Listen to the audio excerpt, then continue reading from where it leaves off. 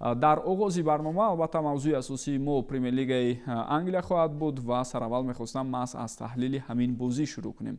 Бубинед, Борнмут қаблан ҳам гуфта мешуд ки яке аз тимҳое аст ки эҳтимол дар охир барои Манчестер Сити дардисар эҷод кунад, аммо тавре мо мебинем дар ин бозӣ ҳатто наздик буд Сити мағлубам шавад, танҳо дар дақиқаи 95 онҳо худро аз бохт наҷот доданд. Биёед бевосита дар мавриди рафти бозӣ аввал андешаҳои худро бигӯед, баъдан дар бораи таъсири он ба пойгаи чемпионӣ ва умуман чемпионшавии дастаи Арсенал ҳам гуфта мегузарем.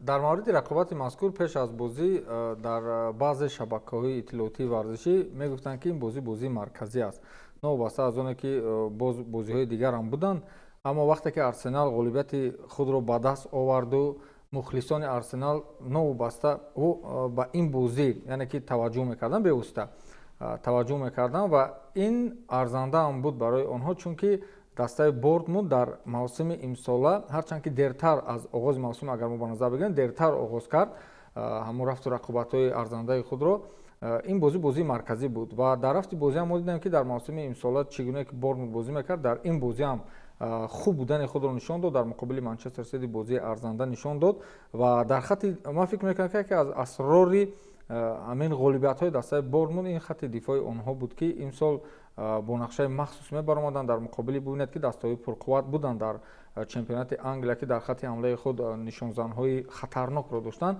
вале ба ин нигоҳ накарда онҳо дар ҳар бозӣ нақшаи худро иваз мекарданд ва дар муқобили Манчестер Сити ҳам мисле ки онҳо бозиашон аз бозиҳои қаблияшон фарқ дошт. бубинед, вақте ки ба хатти ҳамла мегузашт дастаи Манчестер Сити, ба назар чун мерасед ки тамоми бозингарони дастаи Борнмут дар дохили ҷаримагоҳи худ ҳастанд, вале вақте ки ҳамларо оғоз мекарданд, онҳо доштанд нуқтаҳо, мавқеъҳои зарурӣ ки тӯбро ба он ҷо ҳаво диҳанд ва бозингаронашон қабул кунанд. Ва аз ин хотир Гвардиола ҳам дар охирҳо ҳамавақт ӯ худаш таъкид мекунад ки дар бозиҳои охир, дар бозиҳои муҳим ӯ баъзан аз ҳамон рамкаи худ, аз доираи худ берун мебарояд ва дар ҳамин бозӣ ҳам ҳамин хел шуд ба фикрам. хуб, Имонбек, мо агар таҳлил кунем, дастаи Борнмут тиме аст ки 17 бозии охир мағлуб нашудааст дар премер лигаи Англия ва шояд интизориҳое ки коршиносон доштанд аз оне ки маҳз ҳамин даста дар охир метавонад аз Манчестер Сити имтиёз гирад, ҷо дошт, яъне воқеият дошт ин чиз ки дар амал ҳам мо аслан шаби гузашта инро дидем.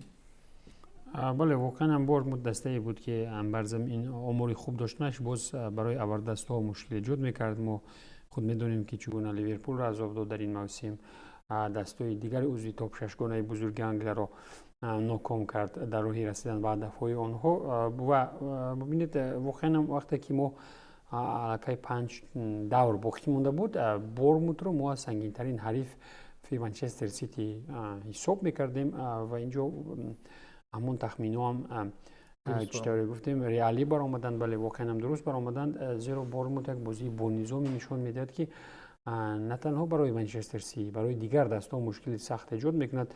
ва аҷиб ин аст ки Андони Ираола, мутахассиси испанӣ, баъд аз оне ки қисмати бештар аз бозигарони калидии даста рафтанд ба тимҳои дигар, боз ҳам тавонист ки ба ҳамон бозигароне ки дошт, бо илова кардани чандез бозигарон аз трансферҳо як дар дастаро дар як ҳолати бонизомӣ қарор дад. бубинед, мо агар ки аз хатти диво таърифам кунем, бештаре аз дифоъгарони калидӣ рафтанд. яке ба Ливерпул рафт, дигаре ба ПСЖ рафт, ҳар се дифоъгарон рафтанд.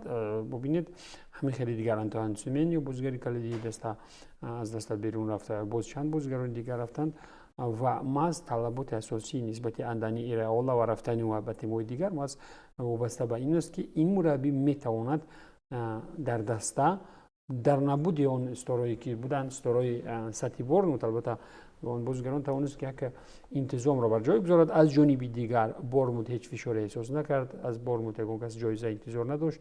Манчестер Сити бошад баръакс зарур буд, чун обу ҳаво хол зарур буд, барои онҳо бояд иштибоҳ намекарданд. иштибоҳ барои онҳо аз чӣ сар шуд? вақте ки онҳо бо Эвертон хол аз даст доданд, дигар ҳамон фишорҳо боз бештар шудан мегирифт. тасаввур кунед ки агар онҳо Эвертонро шикаст медоданд, мушкил буд гуфтан ки онҳо аз Борнмут ҳам шикаст мехӯранд. валекин ҳолати психологии бузурги шогирдони Гвардиоларо бинед ки نو بست از آن که آنها عقیب مانند در بازی در 90 جمعی 4 آنها گل میزنند، آنها تا ثانیه آخر خود باوری را از دست نمیدند، هر چی که نباشد آنها تا آخر مبارزه میبرند. تصور کنید که اگر که ارسنال در همین حالت میشد چگونه وضعیت بود. ارسنال هم عین حال در همون نوارای قهرمانی باز هم همون گلی که از جانب بازیگران وست هم بکار کرده شد، همون چیز بسیار نجات خاصه بخشید در دایره پایه قهرمانی تیم. و درباره ارسنال چون بالاتر ایمانبек گفت باید اهمیت دهیم که یک نواری خوردی سخن‌های دکلان رایس هم در سرتاسر سامانه‌های اجتماعی پخش می‌شود، شبکه‌های اجتماعی چرخ می‌زند که در این است که بعد از باخت از منچستر سیتی او میگوید که این حالا تمام نیست، یعنی این حالا آخری کار نیست، حتما باید مبارزه بریم و ارسنال به خود باور کرد و در این راه تا به آخر کامیاب شد. و جای تاکید است که ارسنال رو یکی از تیم‌هایی که در همین اواخر پیش پا داد ما همین بورنموث بود، یعنی بورنموث ارسنال رو قبلا شکست داده بود در مدت همین بازی آخری که بود و جای یادآوری است که دسته بورنموث طور بالاتر گفتیم در 17 بازی اخیر دچار باخت نشده است و مهمتر از همه انگیزه اساسی آنها در بازی ضد منچستر سیتی این بود که اگر آنها پیروز میشدند احتمال گرفتن زینه پنجم و تنگ کردن موقع لیورپول بود و با این راه البته بورنموث ممکن به لیگ چمپیون ها هم میبرآمد. و چیز دیگری مهم وابسته به رفت بازی باید قید کرده شود که آنها دیده و دانسته مقصدناک در رفت قسم یکم بازی طور ما دیدیم با اون موقعی که قرار داشت مارک گیخی یعنی دفاعگری دیگری مرکزی منچستر سیتی ماس اونجا فشار آوردند و بیشتر خطاها از سوی گیخی هم در نیمه یکم دیده شد. خب در پایان همین موضوع میخواستم یک سوال از شما کرده باشم در مورد اونه که خوسپ گواردیولا قبلا خبرها پیدا شد که احتمال از دسته منچستر سیتی میرود، حتی جایگزینی رو هم اعلان کردن. اما خوسپ گواردیولا شبی گذشته اشاره کرد که ممکن است حالا قرار نهایی نبرآوردند آنها و حتما بعد از صحبت با رهبریت فکر خود را دیگر میکنند. و اگر ما به صحیفه تاریخ فوتبال انگلیس توجه کنیم در سال 2012 وقتی سر الکس فرگوسون تیاری میدید برای رفتن از منچستر یونایتد آنها در دور اخیر چمپیون شدن نتوانستند. سر الکس فرگوسون بزرگ یک موسم دیگر ماند، 2013 چمپیون شدند و بعدا با همین خیر خوش کرد. گواردیولا هم یک دوره بسیار افسانه‌ای و طولانی را گذراند، یعنی 10 سالی بسیار هم خوب، جایزه های زیاد، اما در آخر اومده به جایزه اساسی از منچستر سیتی احتمال رفتنش است. و فکر نمیکنید که همین چیز گویم باعث عوض شدن فکری او میشد، یک سال دیگر باقی میموند، چمپیون میشد و مثل سر الکس فرگوسون بعدا ممکن از منچستر میرود، از منچستر سیتی. اگر نقشه های از این قوی‌تر و از این مقصدناک‌تر نداشته باشد باقی موندنش فکر میکنم در واسه منچستر سیتی برای بهتر خواهد بود. من نمیدونم برای چی او یک بار تصمیم گرفت که از این دسته میرود.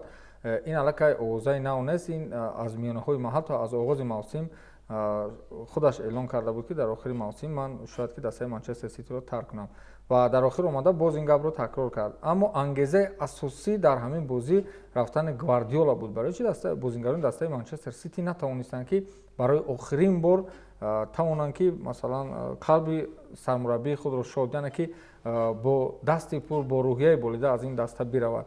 من فکر نمیکنم که چمپیون نشدن در پرمیر لیگ انگلیا سبب اون شود که گواردیولا از این راه برگردد، چون که در میانه‌های موسم ما دیده بودیم که دسته منچستر سیتی در زینه‌های پایانی حتی قرار داشت، احوالی بدترین داشتن در میانه‌های موسم، ولی در همون حال پپ گواردیولا گفته بود که من از این دسته میروم. ولی فکر نمیکنم اکنون شاید گفتگو با رهبریت دسته شاید که این مقصدها رو دیگر کند، ولی رفتن گواردیولا من فکر میکنم که به دسته منچستر سیتی تاثیر منفی خیلی کلان میرسونه. شاید که از پشت او چندین بازیگران اساسی که به خاطر او آمده بودن از این دسته بیروند، مثلا هالند و دیگرها. من فکر نمیکنم که با آمدن کسی دیگر اون نفری که جایگزین او را اعلان کردن هالند و دیگران با او کار کنند. آنها به خاطر گواردیولا آمده بودند چون که میدونستند که گواردیولا آنها رو موفق کرده میتونه. این خیلی بازیگران در دسته منچستر سیتی زیادند و رفتن او حتما به دسته منچستر سیتی تاثیر منفی میرساند. ولی حالا چگونه که شما گفتید حالا آخری کار نیست. بله، چون که طبق قرارداد یک سال دیگر دارد، یعنی تو انجام موسم 2026-27 و قرارداد او ادامه می‌یابد. ولی تا حال معلوم نیست که برای چی مثلا از دسته منچستر سیتی رفته است.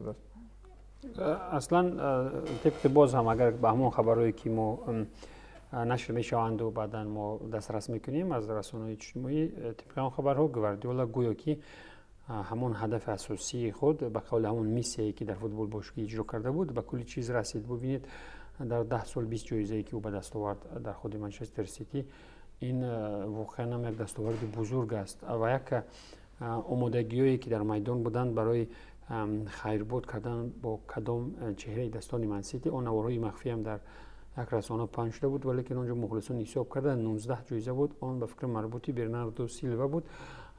ولی که با یک چیز مهم باید تاکید کرد که وقتی که فابریزیو رومانو خبر رو رسما منتشر میکند در بسیار حالت‌ها اون درست میبراید.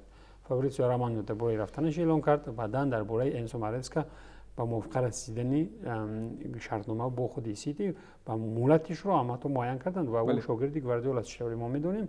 و وقتی که رسانه‌های معتبر چون دیلی میل، تلگراف اینها از آغاز موسم هم گفتن، از همینها گفتن، اینسایدرهای با قوت به قول همینها بودند از خود بریتانیا، اینها گفتند، باز در آخر موسم از همینها گپای خود رو تصدیق کرده ایستادند و به نظر من گواردیولا میرود این موسم، زیرا که اینجا دیگر گفت فیردوس مهم نیست که قهرمان شدند یا نشدند، مهم است که در فوتبال باشگاهی تو جای گواردیولا فوتبال باشگاهی سرم شده است. چی موی سری که بود نبود اما شریخت و حالت پسیکولوژی هم تو جایی برای استراحت ضرور است. او برای چی خود گواردیولا میگوید که من میخوام در فوتبال منتخب کار کنم و بسیار از احتمال دور نیست در ایتالیا کار کنند. بله، وریانت منتخب ایتالیا را هم بسیار بررسی میکنند و حتی در ایتالیا هم برای جستجوی سرپرست برای پرداخت معاش گواردیولا هم کوشش میکنند و از یک جای منطقی هم است. ببینید گواردیولا که دومین سر جایزه دارترین مربی بعد فرگوسون است در فوتبال باشگاهی. برای این خیلی مربی ببینید کلوب چند سال کار نکرده در او بیمه‌دار شد، خسته حال شد، کلا از مربی گرفت. ولی که این طاقت و تحملی که گواردیولا کرد در فوتبال شدید انگل، در فوتبال پرفشار، وقتی که از او سوال هم کردن و یگان جواب نداد، در او گریخت و رفت. من فکر می‌کنم که در بازی خانگی آخرینی که در آخرین پرمیر لیگ انگلیس دور 38 است، اونجا کلی چیز حل و فصل میشد و من برام با احتمال زیاد برام نظرم که گواردیولا با دسته با احتمال زیاد خیربود میکند. سوالی اساسی این است که خیربود کرد بعد چی میشود دسته منچستر سیتی؟ اونجا دیگر پروبلم گواردیولا نمیشود، اونجا شاگرد گواردیولا دست احوال دسته منچستر سیتی چگونه میشده باشد؟ نه، این مسئله کلا دیگر است. این مسئله تحلیلی دیگر خواهد بود که ما میتوانیم سر از موسم نوی پرمیر لیگ انگلیس موسم بعدی در برنامه اورگول و نتیجه بعدی انسو مارسکا رو تحلیل کنیم. البته که وقتی که یک دوران معینی کلوب در لیورپول جنبش شد، سلوت اومد قهرمان شد، بعداً حاضر ما دیدیم که لیورپول در چه حالت است. همین خیلی دیگر یک دوره می شود وقتی که دوران رنگین گواردیولا در خود بارسا بود. ببینید چگونه دوران تاریخی بود، ولی وقتی که آن رفت و استاپ پپ شد دیگر بارسلونا ببینید یقینا و البته که با مشکلات روبرو خواهد شد اگر که گفت شما همون بازیگران میروند از دسته، بازیگران کلیدی خود هالند این حال برفتن و با نرفتن گواردیولا هم آرزوی بازی کردن در رئال مادرید دارد. مثلا اگر ما هم خیلی طبق باز همون گفته رسانه‌ها بررسی کنیم اینجا، البته که یک دورانی معین تاریخی یک طرف میشه، تاریخ البته ساخته شده است از جانب گواردیولا برای دستم دیگر هیچ نیست. اگر که او قراری رفتن کرد پس سمت حرکت درست خود رو باشگاه در آینده خود معین کنه. من با اون خاطر سوال رو دادم که مثلا گواردیولا از دیگر مربی‌ها برای چی فرق داره؟ برای اون فرق دارد که او سیستم رو میسازد. مثلا مربی است که سیستم ساز است، هر مربی این کارو کرده نمیتونه. مثلا بعد رفتن او از بارسلونا همون سیستم گم شده بود، مثلا سیستم تیک تاک رو پورا گم نشد برای اونکه شاگردی اونجا دوام داد و ولی چی با اومدن لوئیس انریکه بارسلونا باز تریبل کرد. اکنون بعد لوئیس انریکه اونجا بعد مشکلات مالیوی سر زد، پروبلم‌های دیگری به هر حال بعد از رفتن گواردیولا باز مربیان دیگری پیدا شدن که همون نتیجه و دستاوردهای قبلی رو کوشش کردن نگاه دارن. در منچستر سیتی هم من فکر میکنم همین خیلی میشه، چون همون سخنی که بالاتر خود شما گفتید فیردوس، یعنی او سیستم ساخت، نه تنها او بلکه تمام رهبریت دسته سیستم معین ساختگی هستن و از روی این فکر میکنم دسته پیش میره. من فکر نمیکنم که یگان مربی به حد گواردیولا اینقدر مهنتی که او میکند، اینقدر چیزی که او نازکترین چیزی که در فوتبال است و اهمیت میدهد میسازد، اینقدر زیرک که او است، انزو مارسکا و دیگران نیستند. آخر مثلا ببینید یک اشتباهی خورده که رو او برطرف میکند، او جدی برطرف میکند این چیز رو، بعد هر کس در جای خود بازی میکند. بازی وقتی که گواردیولا سرمربی است در همین تلویزیون هم دیده میشود که بازی گواردیولا است، او دیگر هیچ مربی این کارو کرده نمیتواند. بازی رو دیده الکی با هم میدی وقتی گواردیولا رفت اون چی میرود از بین. انزو مارسکا میسوخت در دیگر دست اون میسوخت. من ندیدم از جانب انزو مارسکا که اون سیستم фаъолияти кӯтоҳмуддат дошт ҳам дар Лестер, ҳам дар Челси. Ба ҳар ҳол фикр мекунам ин мавзӯи бисёр домонадор аст. мо ҳатман дар нашрҳои баъдии Еврогол атрофи он истода мегузарем. ҳоло бошад ба мавзӯи асосӣ мегузарем. Арсенал баъд аз 22 сол бинандагони гиромӣ қаҳрамони Англия шуд ва тамоми футболбозон истодии мураббиёни ин тим, ҳатто мухлисон бедорхобӣ кашиданд шаби гузашта то ин ки бубинанд анҷоми бозии дастаҳои Борнмут ва Манчестер Сити чӣ гуна мешавад. Ба тавре мо дидем ҳама чиз ба нафи Арсенал албатта хотима ёфт. онҳо як давр то анҷоми мусобиқа қаҳрамон мешаванд дар Англия. хуб инро шумо чӣ гуна қабул мекунед? ниҳоятан ба орзуи деринаи худ расиданд ва тавре мо мебинем давоми 3 мавсими қаблӣ мудом дуюм мешуд. шӯхиҳои бисёр танзомез ҳам буд дар бораи Арсенал ки қаблан агар даврони роҳбарии Арсен Венгерро мо ба хотир орем, он ҷо доимо чорум шудани Арсеналро бисёриҳо хандахариш мекарданд, масхара мекарданд. дар даврони Артета 3 дафъа пайдар ҳам дуюм шуданд ва ниҳоятан мо мебинем ки дар соли тақрибан 8-уми фаъолияти худ Артета Арсеналро чемпион мекунад. бисёр лаҳзаҳои ҳассос буд барои мухлисони дастаи Арсенал. фикр мекунам ин сол дастаи Арсенал аз он дастаҳои дар кулли Аврупо ва ҷаҳон буд ки мухлисони бешуморро ҷамъ кард барои он ки ангеза ё худ ба он мотиватсияи асосие ки барои чемпионшавии ин даста буд, воқеан имсол бесобиқа буд. барои чӣ? барои он ки мо дидем ки онҳо кадом роҳҳоро тай карданд. дар тӯли 4 соли охир онҳо қариб буданд ба гирифтани ҷоиза, вале ин чизро аз даст медоданд ва ин навбат ҳарчанд ки онҳо чемпион шуданд, ҳама хурсанд, вале ман мехостам ки ҳамин чемпиони онҳо дар дохили майдон иттифоқ афтад. дар кӯча, дар телевизор, дар барҳо, дар кафеҳо ман намехостам мухлисони ин даста бубинанд ки чӣ гуна Арсенал чемпион мешавад, вале ба ҳар ҳол баъди 22 сол ба ҳар воситае ки набошад ин даста чемпион шуд. хушҳолии ин даста идома дорад. фикр мекунам ки нав акнунро ҳамон футболро сирри асосии чемпионшавиро Артета дар тӯли чанд сол масалан нав ҳис кард. бояд бо кадом роҳ бояд чемпион шавӣ. рӯҳияи чемпиониро аллакай ба қавле чашид. дар 3 сол ӯ бозии зебо нишон медод, вале билохира омада чемпион намешуданд. дар ин сол мо бозии зебои дастаи Манчестер Ситиро узр мехоҳам дастаи Арсеналро аз миёнаи мавсим ин сол қариб ки надем бо як зарбаи кунҷу, бо як голи ба як азоб онҳо ҳатто ҳамин бозии бо Бёрнли ҳам онҳо бо зарбаи кунҷи ба голи худ нуқтаи ниҳоят ба як услубе ки 70% ба дифоъ ки гол нашавад ба мо як бало карда як гол мезананд ва дар ниҳоят онҳо чемпион шуданд. дар асл ҳамин гуна ҳам ҳаст. масалан Интер як замоне бозиаш тамоман маънӣ надошт, вале онҳо лигаи чемпионҳоро гирифтанд бо Жозе Мауриньо. дастаи Арсенал ҳам муҳим чемпион шудан буд, онҳо чемпион шуданд, ба орзуи худ расиданд баъди 22 сол. хуб Имонбек, бубинед болотар Фирдавс дар бораи баъзе аз вижагиҳои асосии Арсенал гуфт. агар мо таҳлил кунем, баъд аз бохт аз Манчестер Сити дар 4 бозии баъдӣ Арсенал ягон гол сар надод. шояд аз як ҷиҳат маҳз ҳамин кӯмаки асосӣ расонид ба Арсенал то ин ки дифоъро мустаҳкам нигоҳ доштан ҷоиза овард ва ин як сухани маъруф аст ки агар хуб дифоъ мустаҳкам бошад ба ту ҷоиза мебиёрад. бале воқеан бубинед бозие ки зидди Манчестер Сити буд, фишорҳои зиёде сари Артета бор кард. ҳатто имконияти хабарҳое буданд ки дар сурати нагирифтани ҷоиза Арсенал аз Артета метавонад бекор шавад, аз Арсенал албатта ки ва ин бозие ки нангин буд, бозии марказии мавсимам гӯем хато накунем, то ҷое барояшон имтиҳони сангин пеш овард ки онҳо аз ҳамон бохт ибрат гирифтанд ва то охирин лаҳзае дар интизори иштибоҳи худ ки албатта карда буда дар бозии марказӣ иштибоҳи худи Сити буданд ва то ҷои ҳамин қаҳрамониро Манчестер Сити ҳам пеш аз муҳлат барояшон тақдим кард. бубинед агар ки тақдири қаҳрамонӣ дар даври охирин ҳал мешуд, он ҷо гуфта метавонистем ки Арсенал худ тавонист ки дар масири роҳ худ яъне ки ба ҳадаф расид. вале албатта ки то ҷое воқеан Манчестер Сити кӯмак кард. аввал вақте ки бо Эвертон мусовӣ кард, дигар Арсенал гап зан шуд дар пойгаи қаҳрамонӣ, баъдан вақте ки омаду шикаст боз мусовӣ кард бо худи Борнмут.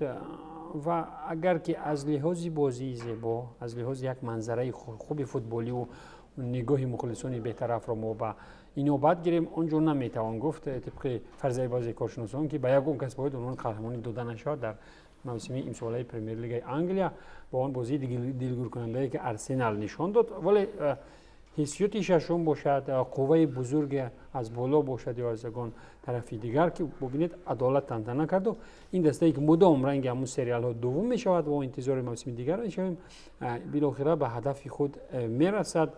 ва тавре Патрик Вейра мегӯяд вақте ки мо قهرمان شدیم، یعنی که روحیه قهرمانی رو گفت فیردوس مزه آن رو چشیدیم. ما در آینده میتوانیم قهرمانی رو ادامه دهیم. پاتریک ویرا سابق بازیگر دستان ارسنال بر چنین نظر است، ولی من میترسم که این گگمونی که ارسنال کرده نیست رنگ اون گگمون لیورپول به قول میراب نشود. همگی یک سال دوام کند.